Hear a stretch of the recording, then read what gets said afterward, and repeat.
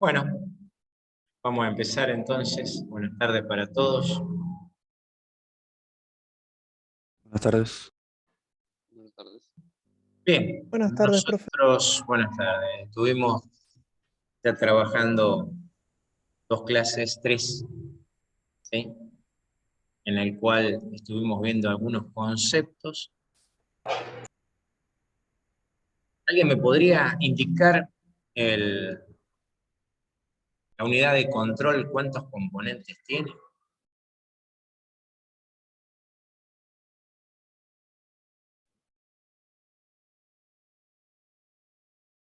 Hola, profe, buenas tardes. Yo recién entro. ¿Ya arrancamos con la unidad 2? Ajá.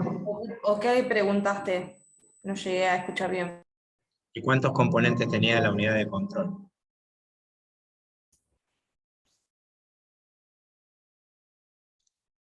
Ustedes vimos la lectura 2, ¿no es cierto? Vimos una parte. O dos, tres, no me acuerdo. Creo que eran tres. ¿Y cuáles eran? Unidad de entrada, CPU y la unidad de salida. Eso es lo que habíamos visto con ustedes. Vamos más atrás entonces, a ver. Nosotros en la primera clase vimos un poco de historia, ¿está bien? En la segunda clase lo que vimos eran cuáles eran los atributos que tenía la computadora, ¿sí o no? Sí. Había cuatro atributos. Era automática, secuencial, numérica y universal. ¿Sí? Sí. Y habíamos dicho que había un señor que se llamaba von Neumann que había dicho que tenía que tener memoria, ¿sí? Para que pudiera funcionar y que los programas tenían que estar justamente en esa memoria residiendo para poder trabajar. ¿Sí? Eso fue lo que nosotros hablamos. ¿Está bien? Y en la otra clase estuvimos hablando de lo que era una instrucción. Estaba conformada por dos partes. ¿Cuáles eran las partes? Unidad de entrada. Ah, puede ser que era la PC, que le indica la memoria en la que está y en la que va a estar. Tan totalmente perdido. Así un amigo. Unidad aritmético-lógica y algo más que no me sale el nombre. ¿Sí? Esa lectura 2 la vamos a buscar, porque parece que el tema este no lo maneja, ¿sí?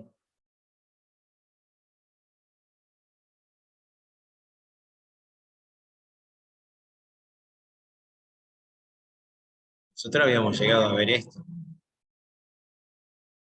Habíamos dicho que la memoria, ¿sí? Tenía una estructura física y una estructura lógica. ¿Se acuerdan que lo habíamos hablado?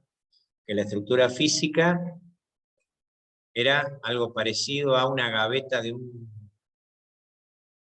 conserje de un hotel, en donde cada piso estaba representado por una fila y cada habitación dentro del piso era una de las columnas.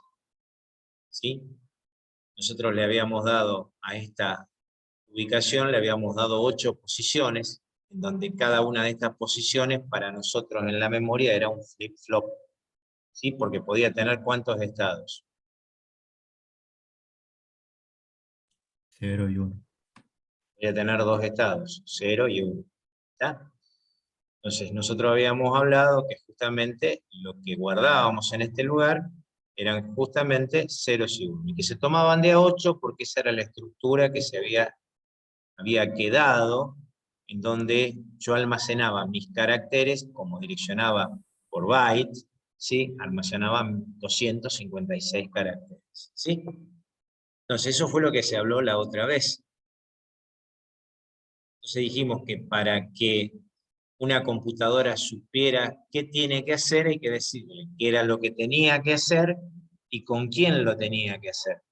Por eso una instrucción estaba compuesta por dos partes. Una parte que era el código de operación y otra que era la dirección de los operandos. ¿Está bien? Uno era qué era lo que tenía que hacer y el otro era con quién tenía que hacer. ¿Se acuerdan o no se acuerdan de eso? Sí, sí. Sí. Entonces, una vez que nosotros tenemos qué hacerlo y con quién hacerlo, nosotros podemos hablar de que eso es una instrucción. Y el tamaño de la instrucción en este caso era de 8 bits. Habíamos dicho que el código de operación a mí me iba a dar lo que se conoce como el repertorio o set de instrucciones. O sea, ¿cuántas instrucciones puede manejar la máquina? Nosotros, ¿se acuerdan que le habíamos dado 2 lugares? Si le damos 2 lugares, las posibilidades que hay de 2 a la n serían 2 a la 2, serían 4 operaciones diferentes. Y en cambio, como le habíamos dado 3 al primer operando y 3 direcciones, y 3 posiciones al segundo operando, decíamos que podía direccionar hasta 8 direcciones diferentes, o sea, 2 elevado a la cantidad de posiciones del campo de direccionamiento. 2 a la 3, 8. ¿Sí? Eso fue lo que nosotros hablamos los otros días. Y dijimos que para que pudiera hacer una instrucción, ¿sí? Esa unidad de control tenía 3 componentes. El contador de programas,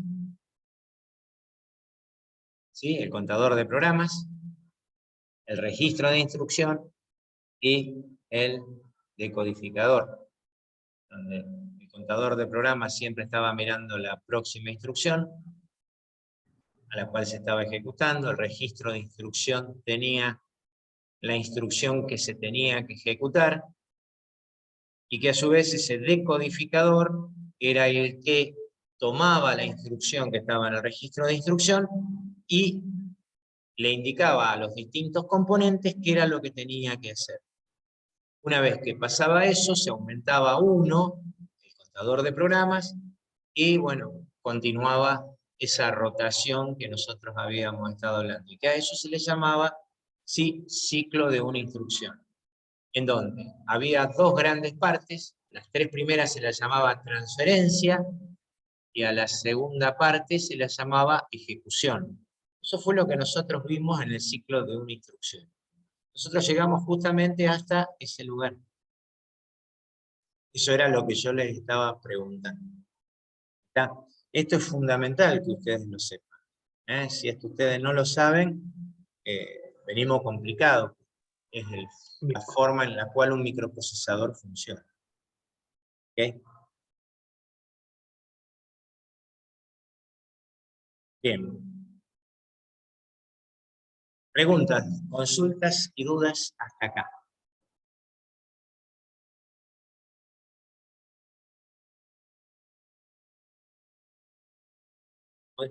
Como dicen, le comieron la lengua a los ratones. Yo, a lo mejor me equivoqué de tema porque soy recusante, pero se llama PC también, el contador de instrucción de cosas. Ahí está la ¿Contador memoria. de programas? Sí. Sí. CP Sí, porque o PC.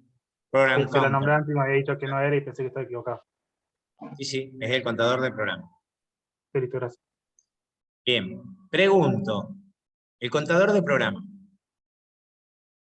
¿sí? ¿Cuántos bits tendrá?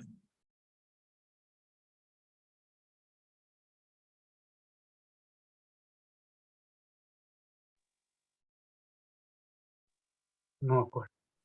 ¿Y cuántas posiciones de memoria dijimos que tenía? 8. 8. Bien, ¿cuántos bits tendrá? Si tiene 8. 1. 8 bits. 8 bits. 2 a la 8, ¿cuánto te da? ¿No te da 256? 3. Si puede direccionar 8 posiciones de memoria, ¿cuántos bits va a tener? 2 a la 3. O sea, va a tener 3 bits. ¿Está bien? ¿Por qué? Y porque la primera posición es 000, la segunda es 001, 010, 011, 100, 101, 110, 111. ¿Está? Sí, profe. Y por eso ustedes tienen que ser rápidos. ¿Ya? No me lo tienen que quedarse pensando cuántos bits va a tener. Va a tener tantos como necesite direccionar. Bien. ¿Qué son los buses? Bueno, los buses son una serie de conectores que se encuentran en distintos lugares. Están dentro del micro y fuera del micro. Fuera del micro lo vemos en la placa madre. Son un conjunto de líneas de conexión que conectan componentes dentro de la placa madre. Llevan datos, información, direcciones, ¿sí? Y además corriente eléctrica, para poder alimentar justamente a esos componentes. Por eso dice que un bus es un conjunto de cables o pistas conductoras de electricidad que conducen las señales eléctricas que presentan un determinado sentido para la arquitectura de la computadora. ¿Sí? Estas pistas conductoras se pueden separar en tres tipos de buses: el bus de datos, el bus de control, el bus de direcciones. Un segundito que hay mucho lío.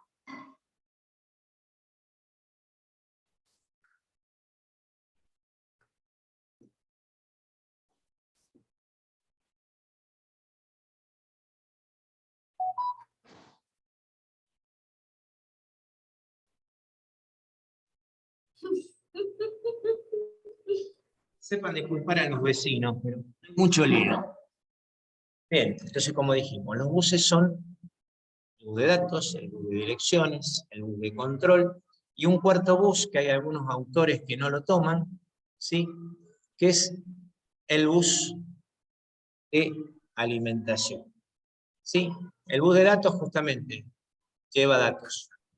El bus de direcciones, la ubicación de esos datos, y el bus de control, las señales de control necesarias para que puedan funcionar. ¿Está bien? O sea, eso es lo que básicamente nosotros vamos a tener. Si acá nosotros podemos ver cómo interaccionan, ¿sí? El bus de alimentación eléctrica recorre todos los componentes, ¿sí? Los buses de datos se trabajan entre memoria y microprocesador con los buses de dirección. Y el bus de control que controla todos los componentes. Si el bus de alimentación normalmente no se dibuja, ¿sí? El bus de control lleva señales que hacen que la estructura se detenga, entre en estado de espera y otras aplicaciones que veremos más adelante. También la estructura de tres buses se encuentra dentro del microprocesador. ¿Sí? Nosotros estábamos hablando recién de lo que conocemos como buses externos. ¿Sí? El conjunto de memorias RAM y ROM constituye lo que se denomina memoria principal. El input-output port es un circuito electrónico que sirve de unión o interfase entre los distintos componentes.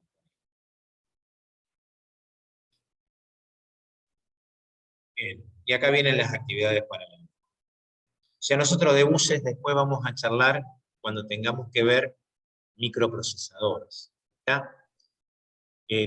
Nosotros para la próxima clase, ¿sí? Y esto es importante, yo lo que les voy a pedir es que el libro, ¿sí? De Gastón Hiller, que lo tienen aquí, del libro, ustedes lean la unidad correspondiente a microprocesadores. ¿Está? Por favor, lean la unidad correspondiente a microprocesadores, ¿sí? Que sería el capítulo 2. ¿Sí? Vamos a trabajar sobre la madre y el micro, todo el capítulo 2. ¿Sí? Acá fíjense que ya aparecen buses. Eso como para que ustedes tengan una idea. Bien, vamos a volver otra vez a las clases. Entonces, como para poder ubicarnos donde estamos, ¿sí?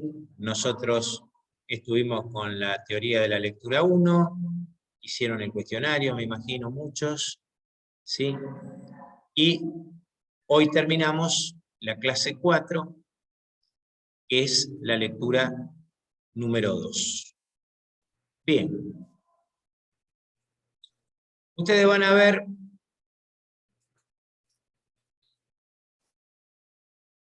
que hay un cuestionario de repaso de la lectura número 2. Es necesario que tengan una cuenta de Gmail para que ustedes puedan seguir adelante.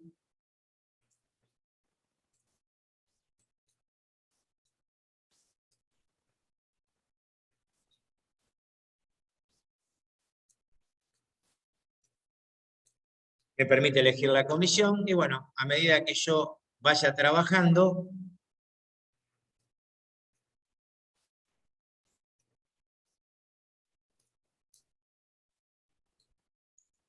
me va a ir preguntando cosas como para que yo pueda contestar. ¿Sí? Este sería el cuestionario número 2 de la unidad número 2. ¿Sí? Como para que ustedes lo puedan hacer. Luego vendría sistema numérico, que es lo que ustedes están viendo, y acá vendría la clase número 6 de microprocesadores, que es lo que yo les pido que ustedes vean para la semana que viene. Entonces, lo que vamos a hacer es un repaso general de todo lo que vimos hasta ahora. ¿Ya? Yo veo que por ahí se quedan medio como boyando y ¿sí? Acá en la lectura 6 tienen, si quieren, hay una pequeña, ¿sí? Pequeña introducción de lo que corresponde.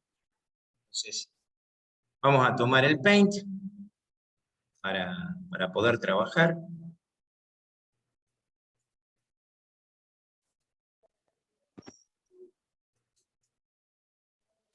Profe, te Vamos. pregunto algo. ¿Sí? Yo tengo una serie de cuestionarios que nos dieron el año pasado sobre el libro. ¿Puedo utilizar eso para repasar? Mirá, yo no lo estoy usando esos cuestionarios sobre el libro, pero vos O lo sea, podés son, usar para estudiar si querés. Lo que pasa es que, ojo, no están tan completos como uno quisiera. nos dio Daniela Díaz y, y eso nos sirvió para los parciales, parece. Sí, podés verlo, no hay ningún inconveniente. Dale. ¿Está? Bien.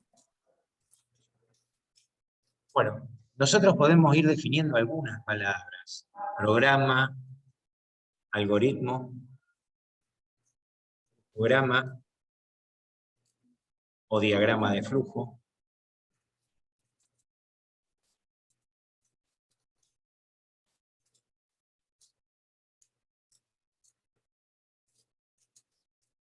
Podemos hablar de esquema de los 3 bloques o diagrama de von Neumann.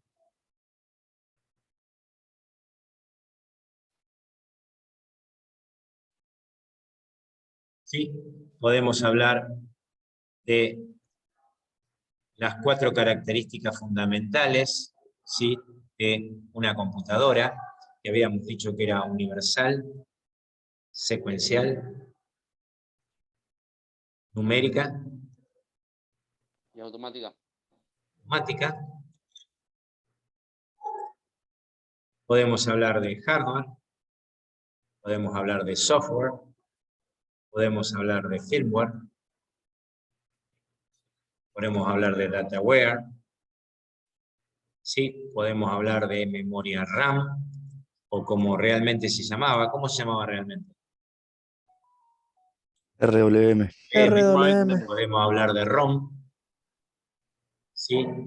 Podemos hablar de memoria de trabajo, podemos hablar de memoria principal,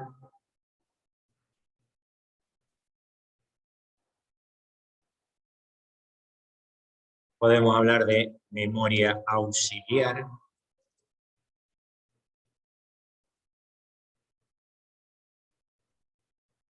podemos hablar de formato de la instrucción,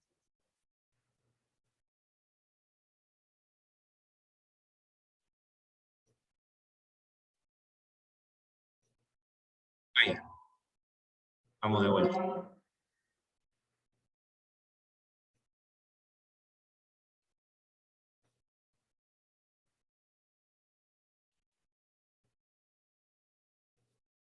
Formato de la instrucción. Podemos hablar de código de operación.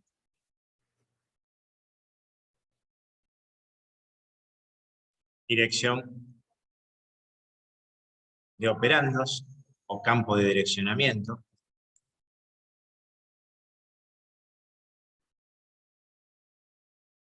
Podemos hablar de ciclo de una instrucción. Podemos hablar de transferencia. Podemos hablar de ejecución. Podemos, cualquier cosa. Podemos hablar de contador de programa, podemos hablar de registro de instrucción, podemos hablar de decodificador.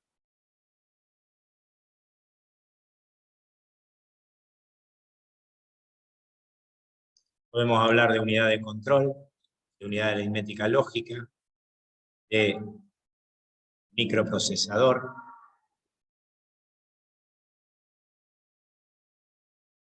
Podemos hablar de unas cuantas cosas más. ¿Sí? Fíjense que hemos dado conceptos mientras nosotros estuvimos trabajando. ¿Sí? Podemos hablar de buses,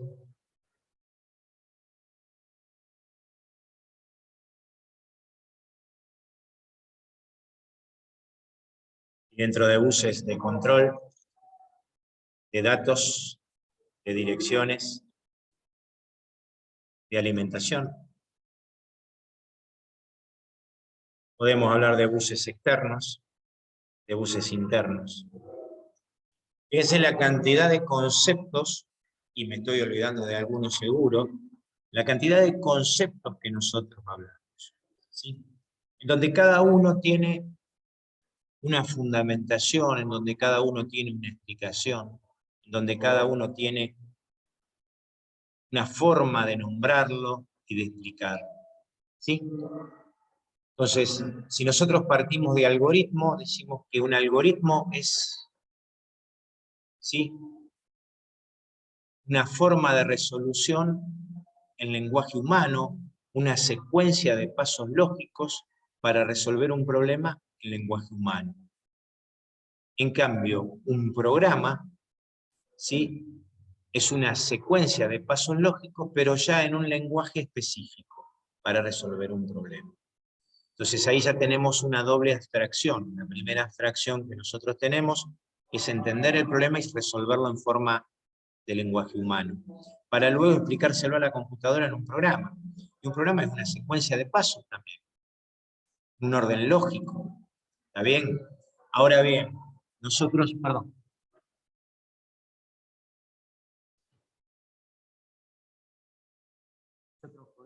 Entonces, que si yo quiero representar un programa de manera visual, yo podría hacerlo tranquilamente con un flujograma o diagrama de flujo. Hay distintas formas de expresar, ¿sí? Y hay distintas formas de dibujar, pero es una forma gráfica internacional que me permite a mí resolver un problema, ¿sí? Siempre un buen flujograma hecho nos sirve para entender muchas cosas. Ustedes por ahí después no lo van a hacer para un programa, pero sí lo van a hacer para casos de uso, para los diagramas de despliegue, para distintos diagramas de caso de uso que hay dando vueltas, y ustedes van a utilizar los flujogramas. Son muy útiles. ¿Por qué? Y porque, como siempre dicen, un dibujo vale más que por 1000 palabras, ¿sí? Y es un lenguaje internacional. Eso lo va a entender un chino, lo va a entender un alemán, lo va a entender un japonés, un inglés, un español, un francés. ¿Ya? ¿Qué es el diagrama de von Neumann? Bueno, es el diagrama básico de nuestras computadoras, donde hay 3 unidades básicas: la unidad de entrada, la unidad de proceso y la unidad de salida, y una memoria interaccionando con la unidad central de proceso. Esa unidad central de proceso tiene 2 grandes componentes, que son la unidad de control y la unidad aritmética lógica. ¿Sí? Esa unidad aritmética lógica es la que va a realizar las tareas aritméticas y de decisiones lógicas, mientras que la unidad de control es la que se va a dedicar a realizar todo aquello que sea controlar el proceso. Esa unidad de control posee asociada 3 componentes, habíamos dicho, ¿sí? Esos 3 componentes que posee asociada esa unidad de control, ¿sí?, esa unidad de control son el contador de programas, el registro de instrucción y el decodificador. Esos 3 componentes que nosotros tenemos son los que le van a permitir al microprocesador poder correr un programa. ¿Por qué? Porque el contador de programa es el que está teniendo en su interior la dirección de la próxima instrucción a ejecutar. El registro de instrucción posee la instrucción que se va a ejecutar, Y el decodificador es el que va a tomar una instrucción que está en el registro de instrucción y va a decirle a los distintos componentes que se tienen que preparar para poder ejecutar. ¿Sí? Si nosotros hablamos de lo que es el ciclo de una instrucción, ese ciclo de la instrucción tiene 4 grandes pasos, que nosotros siempre lo simplificamos en 2. ¿Sí? Uno lo llamamos transferencia y el otro lo llamamos ejecución. Dentro de la transferencia hay 3 grandes pasos. El primero es la copia de la memoria RAM, ¿sí?, de la posición de memoria que me está indicando el contador del programa, la instrucción que hay al registro de instrucción. En ese mismo momento el contador de programa aumenta 1. Se pone a mirar la próxima instrucción. En el registro de instrucción está la copia de lo que estaba en memoria RAM. Acuérdense que un programa para que esté activo tiene que estar en memoria RAM.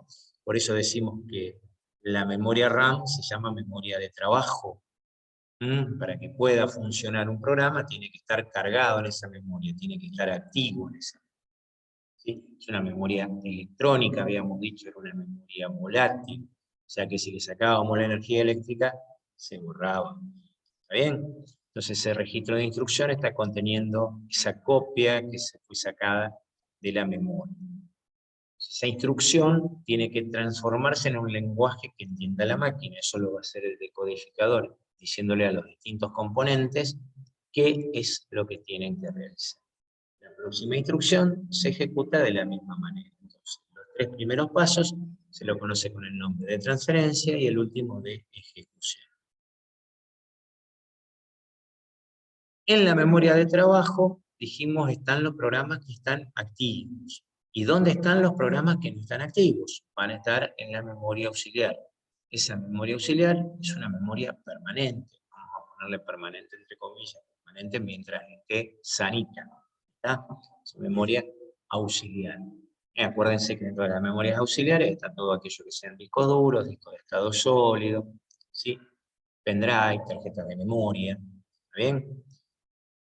La memoria RAM habíamos dicho que era memoria de acceso al azar, de ahí venía Random Access Memory, de ahí venía RAM, pero que se habían equivocado, principalmente el que no creó a la RAM, porque realmente la RAM es una memoria de lectura-escritura, de ahí viene RWM, ¿sí?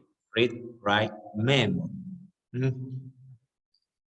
Entonces dijimos que esta memoria de lectura-escritura era una memoria volátil, porque si le sacábamos la energía se borraba. Bien, se eliminaba. Entonces, ¿hay otra memoria que no es volátil, que está dentro de la principal? Sí, algo que se llama ROM. También nos estamos olvidando de algo que se llama caché, que vamos a ver más adelante. Pero esta memoria ROM es una memoria que contiene dentro el firmware. El firmware que me va a permitir buscar y cargar el sistema operativo, el firmware que me va a permitir mantener la hora, la fecha y realizar ciertas actividades de entrada y salida que si no estuvieran sería imposible hacer. Yo siempre digo que el firmware es aquel que enlaza el hardware con el software. Si no estuviera el firmware, por más que tengamos un sistema operativo, el hardware no podría hacer absolutamente nada. Porque justamente el sistema operativo necesita cargarse. Y la única forma que tiene de cargarse es que el firmware lo encuentre. Tan fácil como eso. ¿Sí? Cuando nosotros hablábamos del dataware, era cómo se manejaban los datos, cómo se los manipulaba y se los trataba. Ahí venía el dataware, habíamos dicho que era el cuarto ware. ¿Sí? El hardware era la parte física, el software era la parte lógica, que estaba compuesto por programas, aplicaciones y todo aquello que me permitiera entender cómo funcionaba la máquina.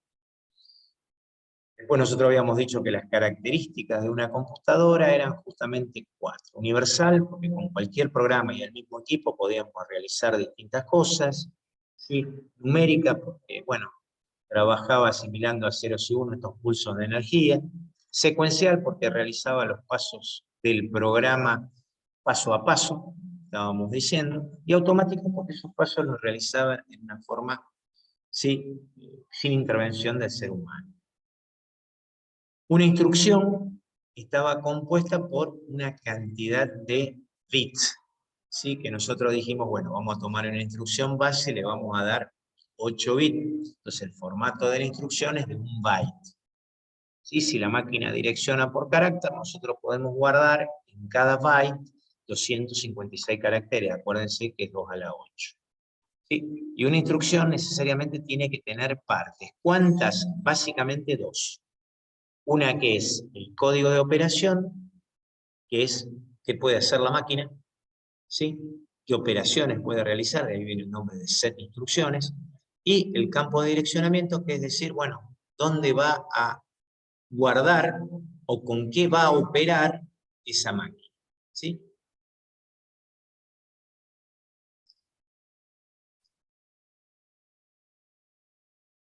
Y después a lo último lo que mencionamos son los buses, que son conectores que hay tanto dentro del micro, buses internos, como externos en la placa madre que permiten conectar los distintos componentes con el micro. Ustedes piensen que una placa madre no es nada más ni nada menos que un circuito, yo diría el circuito más importante que hay. ¿Por qué? Y porque si nosotros no tenemos placa madre, no tendríamos dónde poner el micro, ¿sí? Y dónde poner una serie de componentes que serían totalmente necesarios para poder funcionar. ¿Está bien? Tu micro necesita poder conectarse con el exterior. Y la forma de conectarse con el exterior es a través de la placa madre. ¿Está? Entonces estos buses son canales que vamos a encontrar de datos, de direcciones, ¿sí? Vamos a encontrar de control y además el de alimentación. Si no, sería imposible que algún componente funcionara. Piensen ustedes que todos necesitan energía eléctrica. ¿Cuáles son la manifestación externa de los buses? Los puertos donde nosotros conectamos cosas. Por ejemplo, el puerto USB es la manifestación de un bus, el bus serial universal, USB. ¿Sí? Entonces esa es la manifestación de un puerto, de un bus. ¿Sí?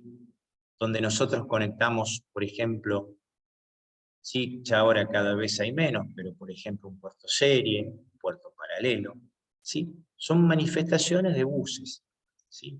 Donde nosotros conectamos, por ejemplo, una interfase SATA, donde nosotros conectamos un disco, ¿sí? Es, por ejemplo, una manifestación de bus, que es donde se va a conectar.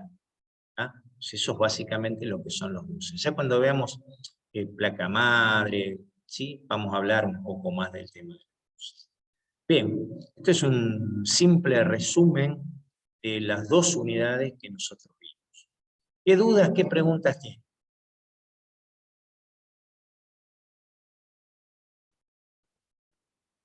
Yo ninguna.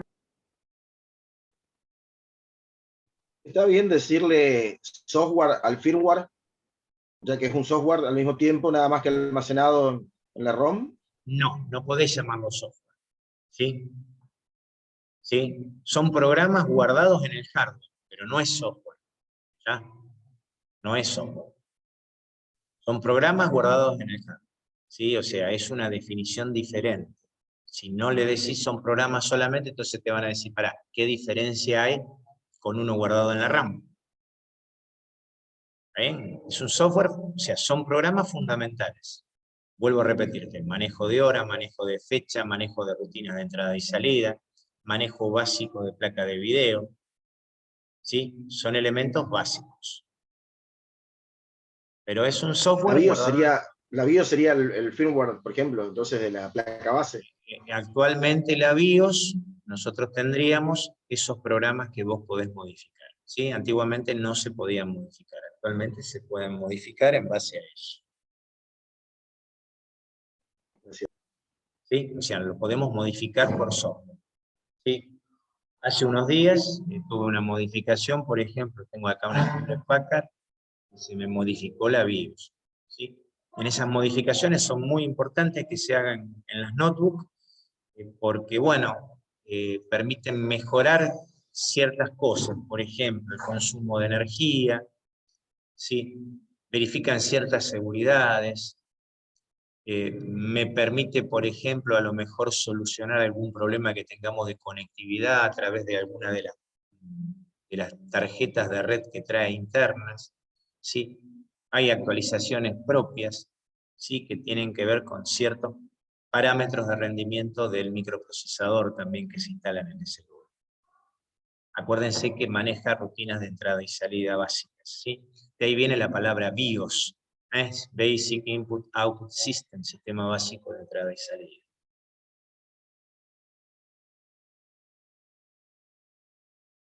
Bien, ¿alguna otra pregunta? ¿Qué significa eso? A mí no me quedó Comisión claro. 110 es la contra del cuestionario, perdón, estaba leyendo el chat.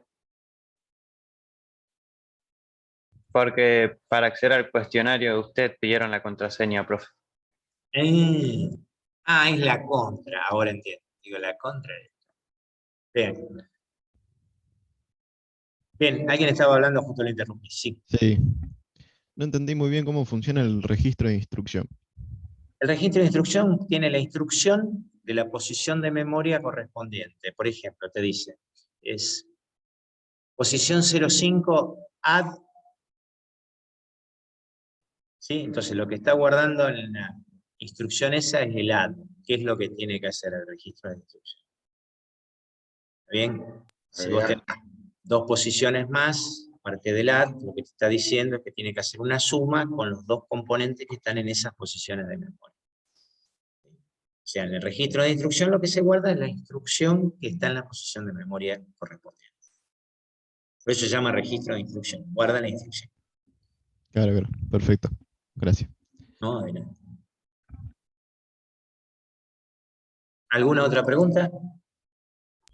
Profe, yo mientras estaba explicando hice el cuestionario y me equivoqué solo en el símbolo de instrucción, en que contiene 4 pasos, pero yo puse 2. ¿Cuáles serían los 4 pasos? Los 4 pasos, ¿te acordás que lo dijimos? El primero era copiar, hacer una copia de lo que está en la memoria principal al registro de instrucción. O sea, para eso está el contador de programa que te dice, estamos en la posición 1. Entonces va a la posición 1 de memoria, busca la instrucción y la pone en el registro de instrucción. Sería el primer paso, que es una transferencia, una copia. Paso número 2, el contador de programa sube 1. ¿Está bien? Mira la próxima instrucción. El registro de instrucción contiene la instrucción de lo que se va a ejecutar, el decodificador decodifica y ejecuta. Ahí tenés las 4 operaciones. De esas 4 operaciones podemos simplificarlas solo en 2. ¿Está bien? Que son las 3 primeras, transferencia, y la última, ejecución. Ahí está, gracias, profe. Me había confundido la No, etapa. lo que pasa es que es una pregunta capciosa la que tenemos. Por eso generalmente cuando uno está explicando y todo lo demás, no traten de hacer otra cosa porque eso es multitarea. Hay multitareas en el micro, nada más. Nosotros no somos multitarea. ¿Sí? Por ahí queremos ser multitarea y no servimos. ¿Está? Eso fue una de las cosas que me dijo el doctor. Pasa lo que pasa, Bresano, que usted quiere hacer todas las tareas al mismo tiempo. Y se puede, y hay algunos que podemos, pero generalmente eso después te trae mucho estrés. Es lo que normalmente nos pasa a los que somos informáticos, demasiado. ¿Sí? Por eso hay que tratar de hacer las cosas de a uno y tranquilo. ¿Sí? Total está el micro que anda rápido.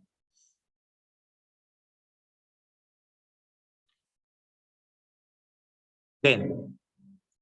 Un comentario al margen, antes que me olvide. Esta semana no hay clase el miércoles. Vieron que hay algunos profesores que tienen mesas de exámenes. Estamos en lo que se llaman mesas escalonadas. Nosotros el 18 vamos a tener clases, pero el día 25 no, porque el lunes ese yo tengo mesa de examen de arquitectura. Entonces, generalmente cuando hay mesas escalonadas, el último lunes de cada mes, por ejemplo, de abril, de mayo y de junio, nosotros no vamos a tener clases virtuales porque de teoría, porque yo ese día tengo mesa de examen de arquitectura. ¿Estamos de acuerdo? Se me está por quedar sin luz.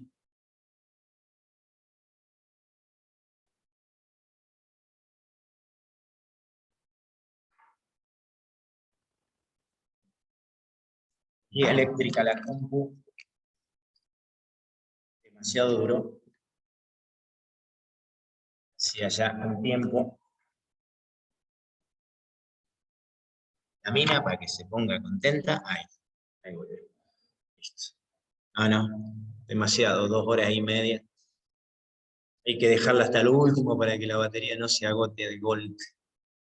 Bien, Entonces ya quedó establecido que el 25 no tenemos clase, ¿sí? Por lo menos de arquitectura. Después pregúntenle a cada docente, no sé, esta semana, lunes, ¿tuvieron clase todos los docentes? Sí, profe. Sí. Por eso, cada docente eso lo ve. Yo lo que pasa es que me coinciden los horarios con la mesa de examen que es presencial. Entonces, la clase y están en examen. Digamos que ahí sí no puedo hacer multitarea. Me es imposible. O corrijo o le doy clase a ustedes. Es imposible.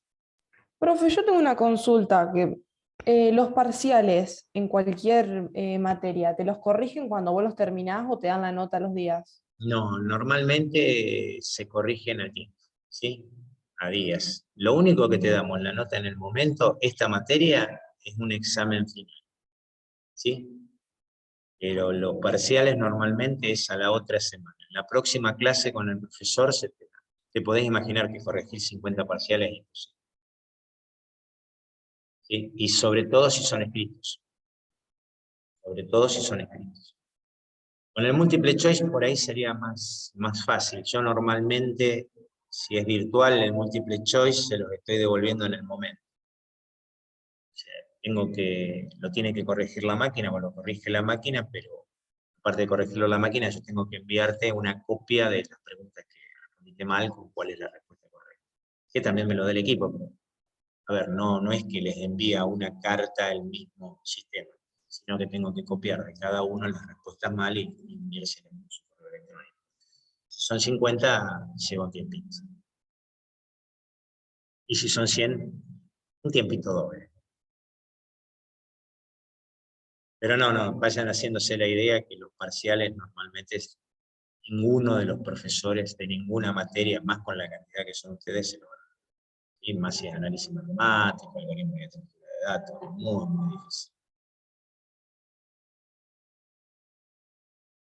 Bien, ¿alguna otra pregunta con respecto a todo lo que hablamos? Si a ustedes me lo tendrían que contar como yo se los expliqué, ¿está bien? O sea, esa era la idea. Por eso yo siempre hago un repaso antes de empezar, ¿sí? Pasa que no me quiero meter en el paso número 3, porque, a ver, el apunte número 3 es solamente calcular la frecuencia y el tiempo. A ver, es una tontera, porque acá habla mucho de frecuencia, los relojes, ¿sí? Yo esto lo quiero ver cuando veamos microprocesador. Este apunte número 3 lo que tiene interesante es esto, calcular la frecuencia o el tiempo. Esto es lo interesante de este apunte. Esto de los relojes y todo lo demás, nosotros lo vamos a ver justamente cuando veamos microprocesador. ¿Sí? Acá están los wares de la computadora, ¿sí? A donde está faltando el dataware. Bueno, y acá habla del reloj, ¿sí? Bueno, ¿qué es un reloj? Para ver lo que es un reloj, previamente lo que tendríamos que ver es, bueno, cómo funciona todo esto. Por eso es que no se los di y preferí dar un repaso de todo lo que nosotros habíamos visto. ¿Ah? Bien. ¿Quieren ir poniendo presente, por favor? Hoy vamos a terminar un ratito antes porque si no, no llego a dar clase en la facultad. Tengo una comisión que viene un ratito más temprano. Profe, una consulta, ¿cuándo sube la clase? La clase de hoy, Sí. y mira, entre mañana y pasado. Hoy no creo porque termino muy tarde. Y mañana hasta la noche no sé si voy a tener tiempo de subir. ¿Sí? Las otras están todas. Las otras están toditas subidas. Buenísimo, gracias. O sea, yo por lo menos si vengo acá, voy a página principal,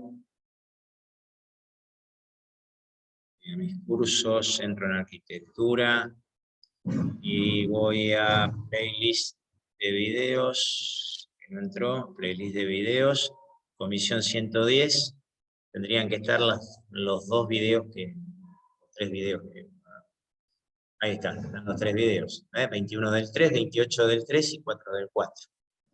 Todos los videos que nosotros tenemos. Ahora, cambié porque no entraba el playlist.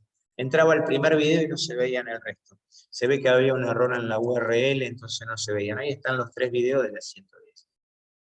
Entonces, entre mañana y pasado va a estar el cuarto video levantado. Sí, acuérdense que esto ya es más un repaso que otra cosa. Bien. Bueno, gente, si no tenemos más ninguna duda, nos estamos viendo la semana que viene. La semana que viene empezamos con la lectura del libro. Vamos a hablar principalmente del microprocesador. Yo voy a dar a grandes rasgos historia de los microprocesadores y bueno, vamos a hablar de qué es un microprocesador, bueno, los componentes, cómo funcionan y distintos elementos que tiene un microprocesador para mejorar su funcionamiento. Y bueno, gente, como no los voy a ver el fin de semana, que tengan unas felices Pascuas, aquellos que sean creyentes, el resto, bueno, disfruten, pásenla lindo. Comer huevo no les digo porque está medio caro, ¿sí? El chocolate está muy caro, pero bueno, si aquel que come chocolate no se empache, por favor, que después el lunes están todos con dolor de panza. Nos estamos viendo, gente, pásenla lindo. Profe, Chao. igualmente. Profe, Gracias, muchas gracias. profe, Felices igualmente. Pascuas. Hasta luego. Chao, gracias.